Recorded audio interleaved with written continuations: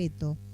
Una jornada que nos obliga también a repensar un poco como sociedad qué fue lo que nos pasó, ¿no? Qué fue lo que sucedió, por qué llegamos a ese conflicto bélico, que es de la soberanía, un tema que está en agenda todos los días, ¿no? Pero uno puede hablar mucho desde un punto de vista teórico, desde un punto de vista de una mirada desde afuera, que no siempre es objetiva. Hoy acá en Se Hará Justicia trajimos a una persona para que nos hable en primer persona, una persona que estuvo en Malvinas, un ex combatiente de Malvinas, una persona a la que yo admiro muchísimo, que tengo el lujo de conocer hace ya unos cuantos años. Esas gratificaciones que da el ejercicio de la profesión. Luciano Soria lo conozco a raíz de un tema que no viene al caso, ¿no? Pero bueno, me vino a consultar y la verdad es que me generó desde el momento uno una profunda admiración por su experiencia de vida. En el año 2000 salió la ley 25370, que es la ley que instituye al 2 de abril como el Día de los Caídos en Guerras, el Día del Veterano de Guerra y de los Caídos en Malvinas. Así que yo no voy a hablar mucho de este tema porque tenemos a alguien acá presente, evidentemente emocionado. Luciano, ¿cómo está? ¿Qué dice? Bien, bien, como siempre, agradecido por la segunda vez y siempre verte, hablar y contar las cosas de vida, ¿no? Fuera de lo que es digamos, lo jurídico. Exactamente. ¿No? Así que bueno, y siempre contento de verte. Luciano, usted estas fechas de alguna manera lo sensibilizan, ¿no es cierto? Y cada año más. Son espinas que uno va sacando, porque, digamos, uno va sacando todo. Yo, como dije una vez en una nota que me hicieron en un canal, yo estuve años sin llorar. Pero uno va contando y va sacando espinas, y a cada espina que saca del corazón o del alma, de lo que quiera decir, de lo que se quiere entender, uno va soltando una lágrima también, ¿no? Y convengamos que cuando más grande nos ponemos, más sensibles también nos ponemos. Luciano, usted decidió ser, una vez que, ahora vamos a hablar, ¿no?, de lo que sucedió en Malvinas y demás, pero usted decidió ser además profesor de historia. ¿Tuvo que ver esta decisión de ser profesor de historia? Siempre me gustó. Fui una persona sobresaliente en la escuela, siempre en lo que fue historia. Digamos, quizás me lo inculcaron mucho en la primaria, en la antigua primaria, ¿no? En donde se resaltaban mucho los valores de San Martín, de Belgrano, del Sargento Cabral, todo eso, y uno a veces es como que se compenetraba, ¿no? Y quería formar parte de esa historia.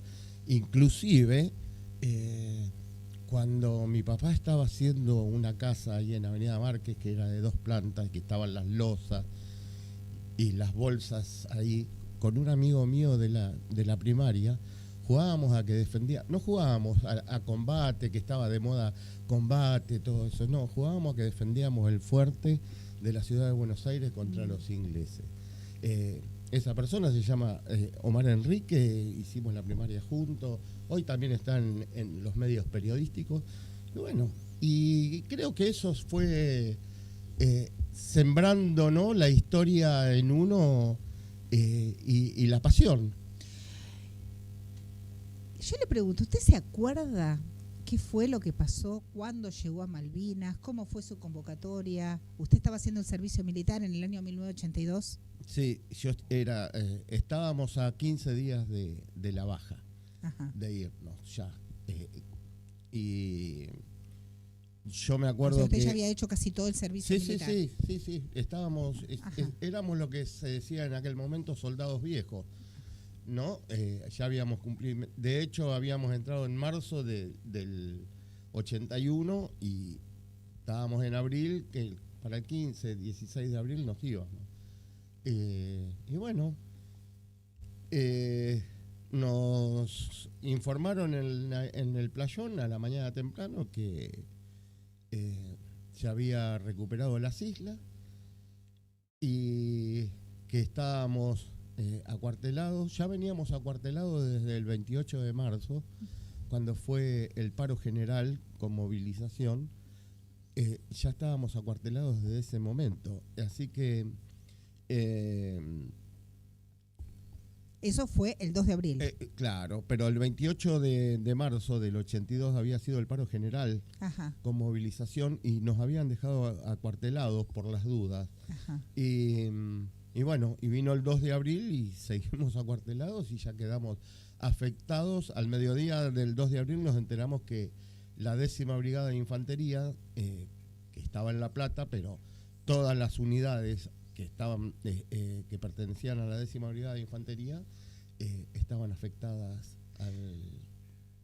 Usted sabe que yo le voy a contar una anécdota. Yo recuerdo que en ese momento estaba en 7º grado, en la escuela número 10, acá, escuela número 10 Ricardo Gutiérrez, acá de Avellaneda, una escuela pública, y nos mandaron a llamar al patio, ¿no? A formar, y formamos, y en ese momento estaba la vicedirectora, y nos dijo que nos tenía que dar un mensaje muy importante, y se puso a llorar y dijo: hoy, 2 de abril, recuperamos las Islas Malvinas.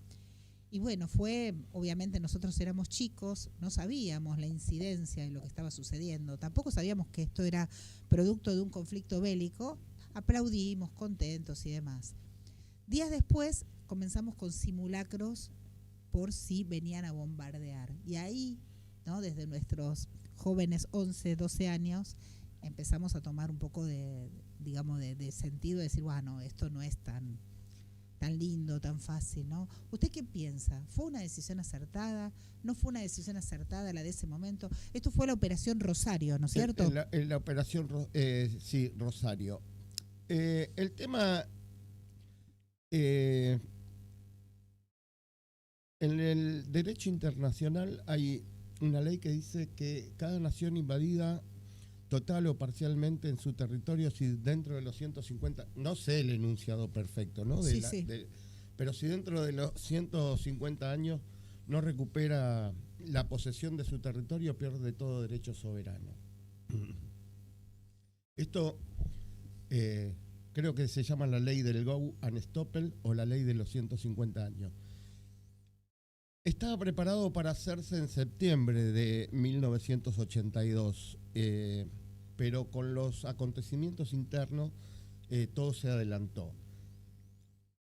Porque el 3 de enero de 1983 se cumplían los 150 años. Uh-huh. Esto es lo que dicen muchos historiadores, y de hecho Canal Más y Antena 3 hicieron un documental que se llama Hundan al Belgrano, donde arrancan explicando esta ley, ¿no? La ley de los 150 años. Así que si fue un error o no, ahí no sabemos. Igual mucha gente dice que los ingleses estaban decididos a entregarlas a las islas. Pero eso nunca se reveló, no sé, el informe Rattenbach tampoco lo dice, ni nada por el estilo. Así que son todos supuestos. Esto se empezó como la Operación Rosario supuestamente era una operación diplomática, que se iba a desembarcar con ganas, digamos, de negociar, y que supuestamente una versión que hay dando vuelta lo que dice es que, bueno, que se encontraron con una resistencia armada. ¿Estaba Argentina preparada desde el punto de vista armamentista como para enfrentar una guerra como la que enfrentó? De hecho, el primer libro que se escribió sobre la guerra de Malvinas, que lo escribió el comandante Julian Thompson, se llama No Picnic. Porque todos los europeos decían, los ingleses se van a hacer un picnic a la Argentina. Y el libro se llama No Picnic. Yo creo que no estábamos organizados, ¿no? Porque volvemos otra vez en el documental inglés Malvinas, la guerra que pudo ser. Este mismo comandante dice: no entiendo por qué los argentinos se rindieron el 14 de junio si a nosotros nos soplaban y nos caíamos. Así que, bueno, el tema está en que preparados y coraje estábamos. Lo que no había era organización. Pero había mucha valentía, ¿no es cierto? Mucha valentía. Y hay que destacar lo que habla, por ejemplo, el general Balsa y muchos que estaban, tenían bajo sus órdenes los muchachos correntinos que a Zapucay limpio, peleando, cargando los cañones y todo, se combatió con mucho valor. Sí. Yo también recuerdo, ¿no?, de mi infancia esta cuestión de escribirle la cartita al soldado, de mandarle el chocolate. ¿Le llegaban esas cosas o no le llegaron? La carta al soldado siempre llegó. Y nosotros también respondimos las cartas. Y de hecho yo fui una vez en la localidad de Hurlingham a conocer gente que nos mandó cartas. Los chocolates, mucho no. Lo que pasa que a mí mi mamá me mandó 6 encomiendas, recibí una y las otras 5 cuando volví de Malvinas estaban en el cuartel. No sé por qué no llegaban. Yo calculo que por una prioridad quizás de otras cosas. Alimento, que tampoco mucho llegaba, munición, medicamento, no sé. Por ejemplo, una vez yo vi una nota en la tele que decía quedaron 2.000 guitarras en Comodoro Rivadavia. Y digo, no, nosotros con una guitarra no íbamos a atacar. Claro. Las prioridades son otras. Está bien. Uno iba a comprar después, yo recuerdo los chocolates y muchas veces venían... En el sur, más que nada en el sur, aparecieron muchos chocolates con una cartita adentro, sí. Sí, como que se volvía, ¿no? O sea, ese tema duele, ¿no? Porque, bueno, uno parecería ser que desde una mirada, no como la suya interna, sino una mirada de afuera, parecería ser que fue toda una cuestión organizada como para encubrir otras cosas, ¿no? Como una especie de sacrificio. Pero ¿Usted la ve también así? se encubrieron otras cosas. No podemos dejar digamos que, como lo dije en un primer momento, la conmoción interior que había, se tomó una decisión maquiavélica, ¿no? Ante un conflicto interno buscamos un enemigo externo en donde unificar lo interno, y eso fue lo que pasó, porque convengamos que el 2 de abril no tanto, pero el día que Galtieri salió al balcón, estaban todas las colectividades, estaban las organizaciones de izquierda, de hecho hay fotos, por hoy está todo documentado, todo se encuentra en internet, estaban todos apoyando. El día que Galtieri dijo, si quieren venir que vengan, les presentaremos batalla. Y bueno, entonces ahí está la cuestión de que también se buscó se encontró la unidad nacional. Sí, pero fueron 74 días y hubo que rendirse. Y hubo que rendirse, sí. Y los que dijeron si quieren venir que vengan, nos tuvieron allá, y los que presentamos batalla fuimos nosotros los que pusimos el cuero. Y si usted le dijeron en ese momento, usted es soldado, si usted quiere venir, venga, si usted no quiere venir, no venga. En realidad, nosotros fuimos con mucha algarabía, mucha alegría. Es más, de mi unidad, que era una unidad que si bien ya se habían ido varios de baja, que los volvieron a convocar, que suponete éramos 250 en una unidad completa, fuimos 129. Es decir, que prácticamente nos peleábamos por ir. Los que fueron viniendo convocados fueron quedando afuera. ¿Usted tenía en ese momento cuántos años? 19. Y cuando salimos, yo hice el servicio militar donde hoy está Tecnópolis, se llamaba Batallón Logístico 10.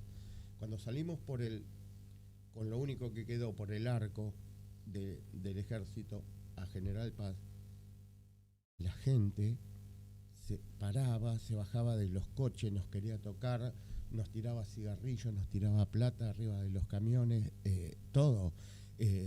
Era, no sé, algo comparativo como cuando vinieron los jugadores del Mundial. Así, la gente desesperada, digamos, ese énfasis que ponían para ir a la guerra, lo tenían todos encima. Y nosotros también. Ahora el tema es cuando estábamos ahí en el lugar. Ahí nosotros pasamos por distintos estadios. Nosotros pasamos de temblar de miedo a la resignación total. Pero bueno, es lo que se vivió. ¿Cómo recuerda usted el día, digamos, de ese fatídico 14 de junio? ¿Qué estaba haciendo? Nosotros estábamos preparándonos para ir a cubrir digamos, las retiradas. Y cuando salíamos, lo cruzamos al general Menéndez, que dijo, se terminó. Y ahí volvimos al pueblo, pero yo vivía, no sé cómo explicarte, estaba como si fuera en una nebulosa, no sé. Es como que miraba sin ver, solamente pensaba en volver, en cómo seguía esto, aparte con temor, porque en su momento decían que en primera línea habían fusilado a soldados. Entonces uno se pone a pensar, nos rendimos, estamos en una isla, no tenemos para dónde escapar. Y también con los temores esos de que, ¿qué nos va a pasar de acá en más?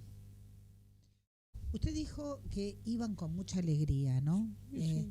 ¿Y qué era, por qué los movilizaba con alegría? ¿Qué, un amor a la patria, el amor por las islas? ¿Qué era lo que...? Yo creo que el amor a la patria, a ver, como yo te decía, todo eso que nosotros estudiamos en la primaria, en la secundaria, en las batallas, porque antes en la historia se hablaba de las batallas, tal fecha, tal batalla, Chacabuco, Sipe, Cotagaita, Ayohuma, todas las grandes batallas por la independencia argentina, ¿no? Y la independencia de Sudamérica.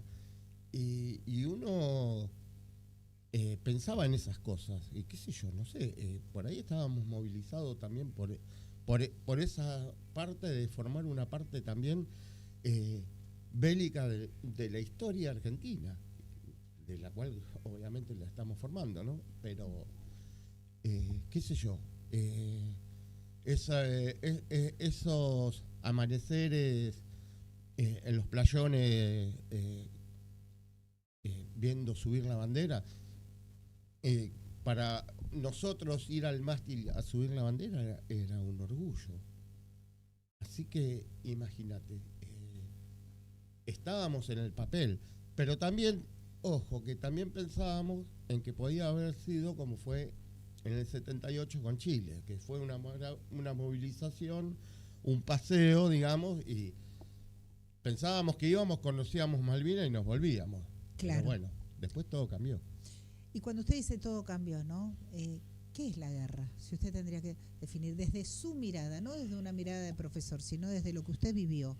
¿Cómo nos puede contar un poco para que la gente vea que no es tan sencillo cuando se habla de la guerra, ¿no? La guerra muestra las grandezas y las miserias de las personas. Eso es, ¿no? Está el que quizás en un cuartel vos lo veías como un mojigato, quizás al que le hacían bullying, vamos a usar esos términos para no usar lo que decíamos antes, ¿no? Y verlos desenvolverse con un valor absoluto dentro del campo de batalla. Y a tipos que se comían los chicos crudos, temblar y llorar como unas nenas. Eso lo vi. No me lo contaron, lo vi. Que no está mal. O sea, no está mal. No está mal. Yo, por ejemplo, hoy, está bien. Yo tengo hijos, tengo nietos, y no sé, yo estaría allá pensando constantemente en ellos. Uno a los 18 años no tiene madre, no tiene padre, no tiene nada, tiene todo por hacer en orgullo de uno mismo. ¿Sí? Yo soy el soldado tal, Luciano Soria, estoy con un fusil en la mano y si viene un inglés me lo como crudo. No me lo como crudo. Primero, la mente me va a pasar, digamos, cuando llegó el momento, a pensar en que tengo que salvar mi vida. Y eso también lo dijo en una nota Rico. El soldado pelea primero, no pelea por la patria, primero pelea por su vida. ¿Qué se siente matar a una persona? No sé porque yo no maté. Y si maté, no quiero saber. Pero no maté. Ajá. ¿Cómo era su rol? ¿Qué era lo que usted Yo era apuntador de MAC, pero nuestra unidad era más logística. Ajá. Nuestra unidad era Batallón Logístico 10. La MAG es la ametralladora esa que Rambo usa así en el brazo con la cinta. No, mentira. Iba apoyada en el piso, tiene un retroceso bastante importante, pero digamos, mi rol de combate era ese, apuntador de MAG. Pero nosotros no entramos en combate, en fragor de combate puro. Ajá. Y si usted tiene que definir alguna anécdota que lo haya marcado, o para bien o para mal, dentro de esos 74 días que duró la guerra, ¿usted cuál marcaría? ¿Qué anécdota marcaría? Yo creo que algo que le haya pasado y que haya bueno, dicho. Usted habló de miserias y habló de bondades, ¿no? A ver si nos puede dar un ejemplo de alguna miseria y de alguna bondad. Bueno, la miseria, yo esto siempre lo cuento. Nosotros el día 12 de junio, de la noche del 12 a la madrugada del 13, estuvimos 8 horas bajo intenso cañoneo naval y terrestre. Estábamos en la usina, habían alambiques de 600.000 litros de combustible y era de madrugada. Y una bomba perfora uno de los alambiques y empieza a chorrear y va el combustible para donde estaban todos los soldados de la guardia.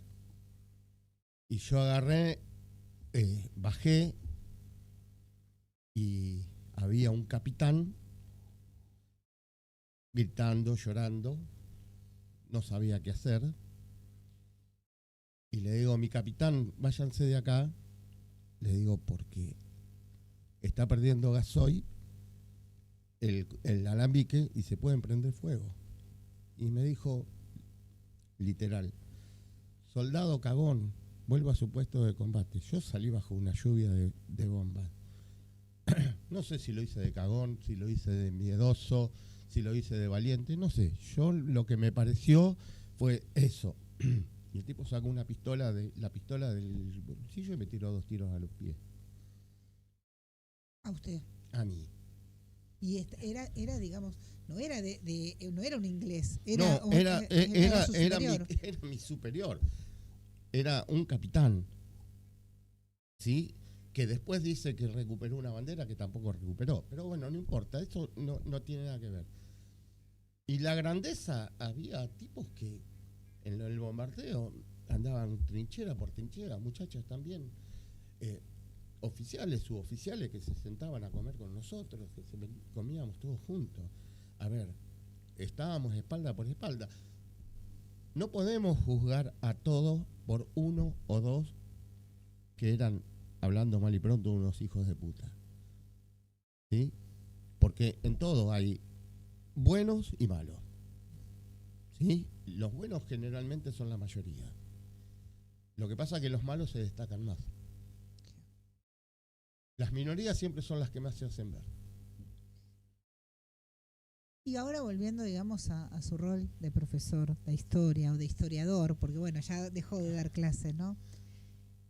Algo que ya sabemos y quedamos por descontados. Todos sabemos que las Malvinas son argentinas. Sí, obvio. Pero, ¿por qué las Malvinas son argentinas? Por un montón de cuestiones. A ver. Por un montón de cuestiones. Convengamos que en el año 1749 los reinos de Inglaterra y España... Un segundito. ¿Sí? Acá me están diciendo con justa razón que son las 16:32. Vamos a hacer una breve pausa. Se toma un vasito de agua y nos cuenta bien por qué las Malvinas son argentinas.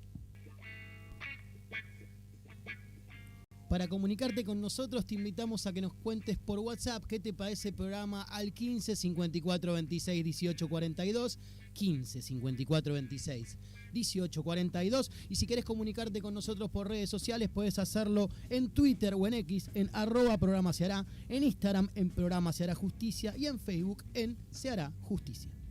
Bueno, muchísimas gracias Laureano García, nuestro querido operador. Antes de seguir con el programa, también le quiero dar las gracias a FM Secla, como siempre, por estos 6 años, por esta hospitalidad que tienen. Gracias a Diego de Matei, el director de la radio, que hace que esto sea muy ameno, muy colaborador. La verdad que muchas gracias, ¿no? Y gracias también a Leonardo Martín, a Luna Lense, y gracias también a Ciro Barbería, que son todos los que se ocupan de que esto trate de salir cada día un poquito más lindo. Y seguimos, ¿no?, con Se hará justicia y con el relato de Luciano Soria, que nos estaba contando por qué las Malvinas son argentinas. Bueno, en primer lugar fueron descubiertas por Esteban de Gómez, que es cuando la vuelta al mundo de la expedición de Magallanes llega a la zona de Puerto San Julián, más o menos. Hay un barco que desierta y pasa y las avista. Y pasa la novedad en España de que habían 2 islas que pasó más o menos por donde estaban. Después, éramos ya una colonia nosotros. No éramos ni colonia. Estamos hablando en el año antes de 1600, 1549 más o menos, un poquito más. Éramos, digamos, veníamos de España. Sí, todavía no éramos ni siquiera colonia, éramos tierra por descubrir. Y bueno, después la ocupan unos marinos franceses que eran de Saint-Malo, por eso se llamaban maluinas. Ajá. Y después las toma las toma el gobierno inglés, las usurpa el gobierno inglés.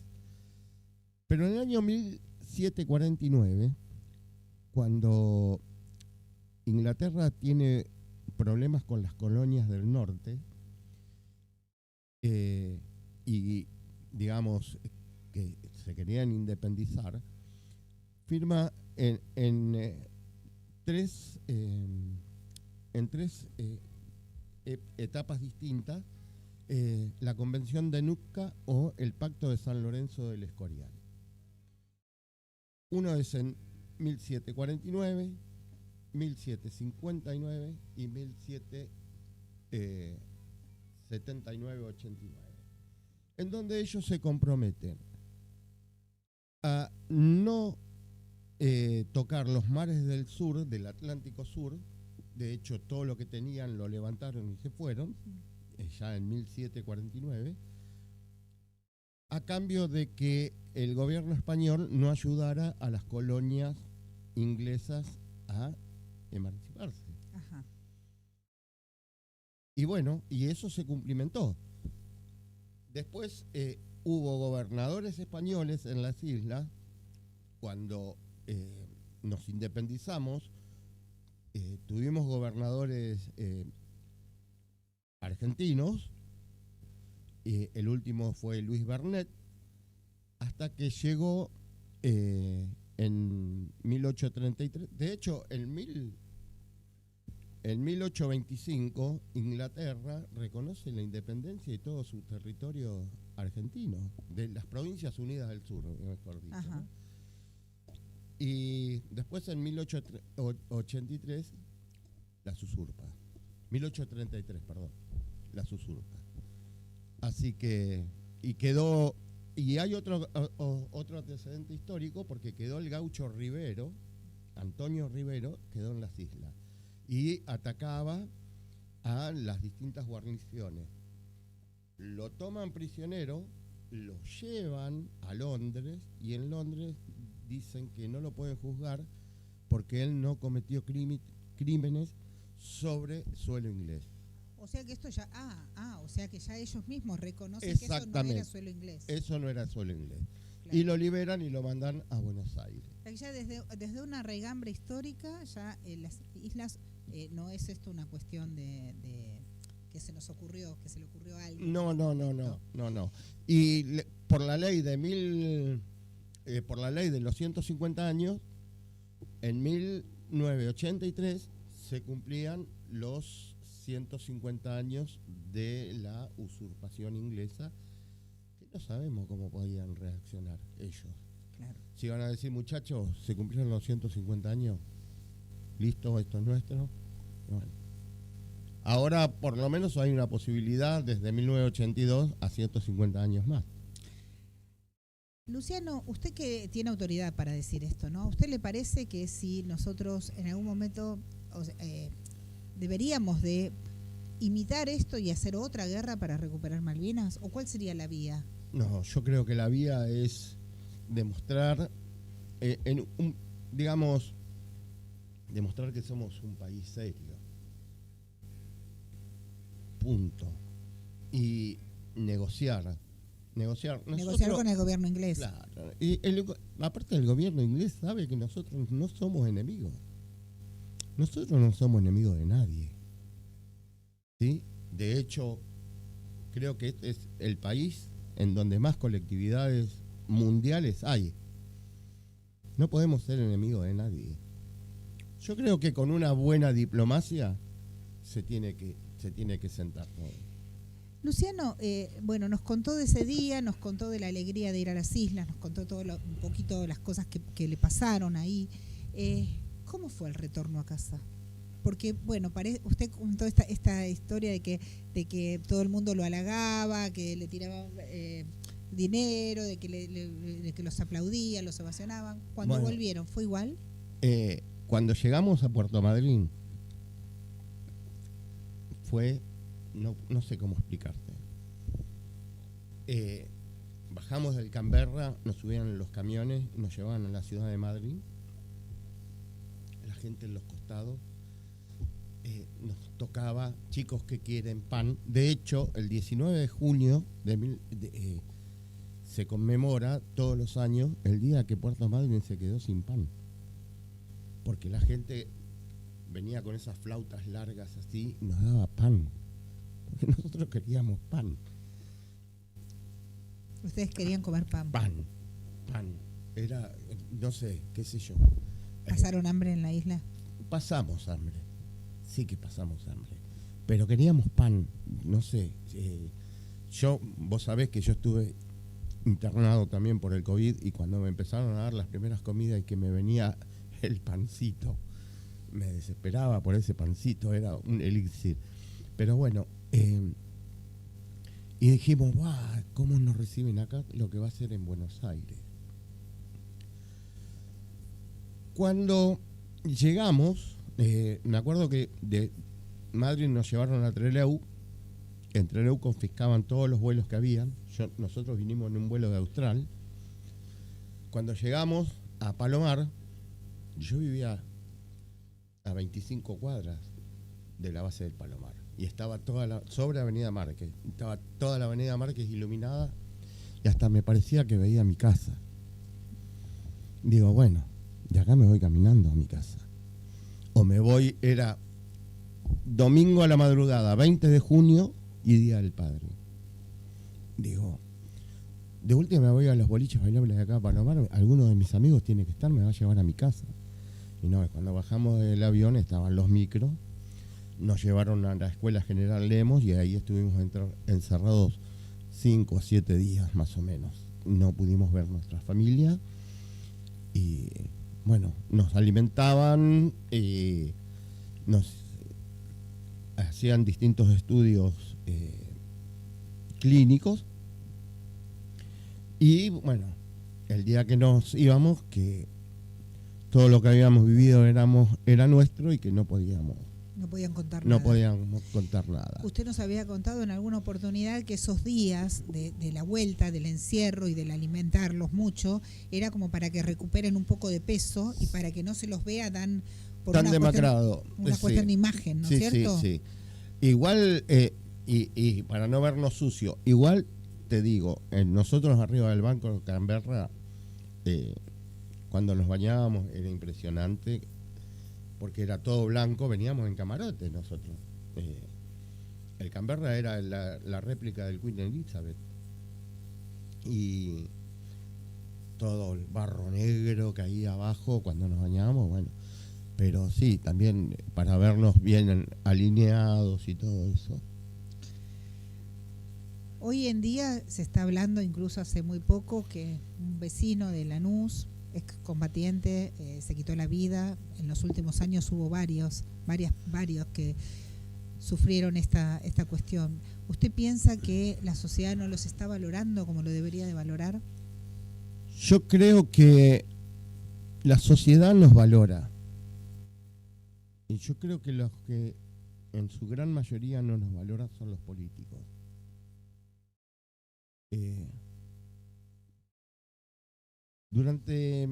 Cuando volvimos a la democracia, se nos cerraron todas las puertas. Fue como que la mugre la pusimos debajo de la alfombra. Hasta que empezaron a aparecer los relatos ingleses. Porque nosotros, en realidad, a lo que le tenemos que agradecer es al relato inglés. ¿Cómo es eso? A ver, cuéntenos un poquito. Cuando sale el libro No Picnic, que cuenta de la resistencia de Pradera del Garzo, de la resistencia en Zapperhill, de la resistencia, el combate de Monte London, que fue terrible, que se peleó hasta cuerpo a cuerpo. No nos olvidemos que fue la última guerra convencional del mundo, Malvinas. Y eso empezó a llegar. De hecho, el libro No Picnic está agotadísimo. No se consigue. Y a medida que vino la modernidad y los documentales y los relatos que empezaban a llegar de Europa, a nosotros nos resaltaron. Como que ese libro reflejaba que hubo una resistencia real, o sea, como que... Sí, ellos dicen que cuando estaba prisionero arriba del barco Canberra, el que custodiaba el pasillo donde estábamos nosotros, en un español duro, me dice, ustedes, chicos, bravos, y nos palpeaba. Y cuando nos bajamos a ver, el profesionalismo de ellos era tan grande, cuando nos bajamos del barco, nos fundimos en un abrazo. A ver, ellos nos trataron en todo momento bien. Comíamos 2 veces al día como prisioneros, todos. Siempre nos trataron bien. Y ya te digo, el relato de ellos es lo que sobresaltó la valentía del soldado argentino. Como también, y creo que el 1 de mayo la Fuerza Aérea Francesa rinde homenaje a los pilotos argentinos, porque no te olvides que peleamos con aviones franceses.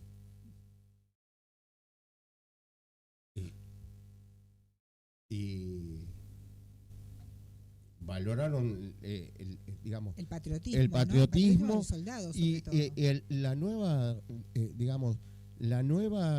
forma de combatir aérea, porque lo que hicieron los pilotos, la destreza de ir volando a 2 metros sobre el nivel del mar, 3, no le hicieron en ninguna parte del mundo. Y en cuanto a las armas, ¿usted observó bastante disparidad o no? De las armas y de Yo creo que la disparidad más grande era la visión nocturna. Ellos tenían armas con visión nocturna que nosotros no teníamos. Esa era la disparidad más grande. Pero después ellos pasaron.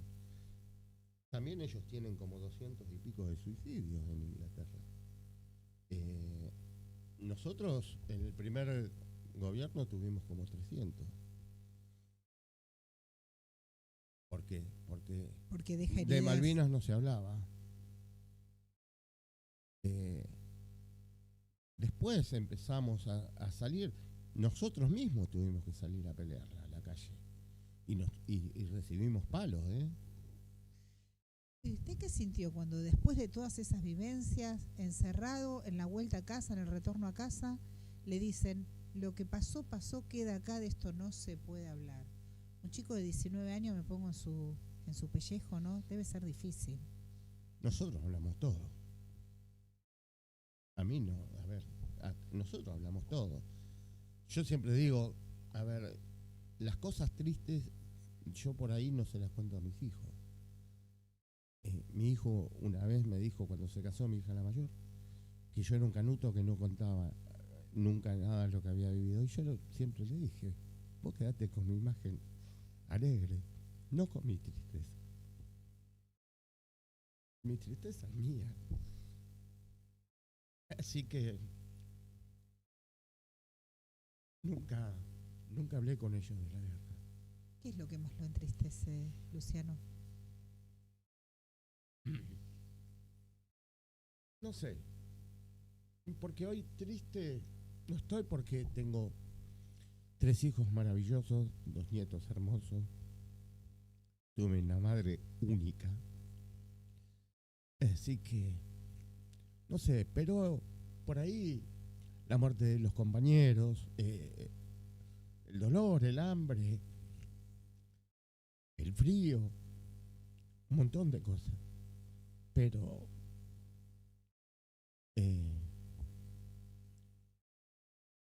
uno va descargando esas espinas y se va aliviando. Pero hay muchas. La verdad es que, bueno, a veces estas cosas nos dejan sin palabras, ¿no? Muy emocionante todo lo que cuenta. Y a mí se me ocurre que justo, mire, no sabía que usted iba a hablar de esta comunión también con el otro soldado, ¿no? Con el otro soldado, el soldado inglés también, porque no deja de ser un servidor a su patria. Y se me ocurre que le puedo leer este poema que fue escrito por el maestro Borges en el año 1985, ¿no? Uh-huh. Que es la historia de 2 chicos, que uno es inglés y el otro es argentino, y que se conocieron casualmente en la Guerra de Malvinas, ¿no? En el frente de batalla. Uh-huh. Y este poema lo tituló Borges Juan López y John Ward. El poema dice así: les tocó en suerte una época extraña. El planeta había sido parcelado en distintos países, cada uno provisto de lealtades, de queridas memorias, de un pasado sin duda heroico, de derechos, de agravios, de una mitología peculiar, de próceres de bronce, de aniversarios, de demagogos y de símbolos. Esa división, cara a los cartógrafos, auspiciaba las guerras. López había nacido en la ciudad junto al río Inmóvil, Ward en las afueras de la ciudad, por la que caminó Father Brown. Había estudiado castellano para leer el Quijote. Hubieran sido amigos. El otro profesaba el amor de Conrad, que le había sido revelado en un aula de la calle Viamonte. Hubieran sido amigos, pero se vieron una sola vez cara a cara, en unas islas demasiado famosas. Y cada uno de los dos fue Caín, y cada uno Abel. Los enterraron juntos, la nieve y la corrupción los conocen. El hecho que refiero pasó un tiempo que no podemos entender. Jorge Luis Borges, 1985. Luciano, gracias. Gracias no solamente por haber venido, gracias, como le dijo en el break nuestro querido Laureano, gracias por todo, gracias es poco, gracias, gracias por tanto. Yo te agradezco a vos porque hay que malvinizar. Yo me pongo contento año tras año, el reconocimiento. Cada vez la gente reconoce más lo que hemos vivido y eso es una caricia al alma, ¿sí? Los desfiles, cada vez que desfilamos, la gente, si bien a la gente le gusta ver desfilar tropa, pero cuando nos ve a nosotros, entonces no, eso a nosotros nos reconforta y nos reconforta que perdura en el tiempo en que las Malvinas son argentinas. Las Malvinas son argentinas. Me voy despidiendo, les digo gracias a todos y cada uno por estar ahí del otro lado y bueno, nada, hoy es un día muy especial, hoy es un día de respeto, hoy es un día de memoria, hoy es un día de silencio, así que los espero el jueves próximo, 16 horas, por FM Secla, la 106.1 y por nuestro canal de YouTube, programa Se hará justicia.programa. Ustedes se quedan un rato más, que está acá la gente de Fanrásticos. Muchas gracias y hasta el jueves próximo. Se hará